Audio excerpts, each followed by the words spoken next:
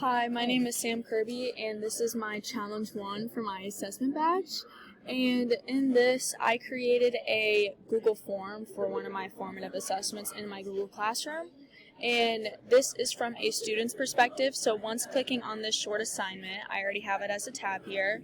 This will be their screen, and they have 3 questions here to answer, 1, 2, 3. And then after filling in those questions, they click the submit button here for their teacher or myself to look at it and see how well they did. Now from the teacher's perspective, this is what the short assignment looks like. So it has the teachers to have the ability to edit their answers here or to change them to any other type of question for their students.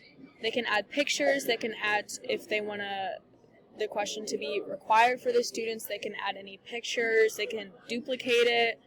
And then for the responses tab here, it shows that you can see all the responses for each question. So for the first question here, it's, if you are feeling stressed, what is one way you could help yourself relieve your mind of feeling stressed?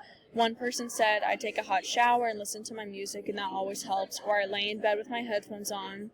Someone said doing a puzzle, and someone else said reminding myself that it is profound that I was created to have the ability to feel such strong emotions as a human being and find the beauty in that, and remind myself that there's nothing I'm given that I can't handle. And it shows this for each question, again with all the feedbacks, and then for the third one here.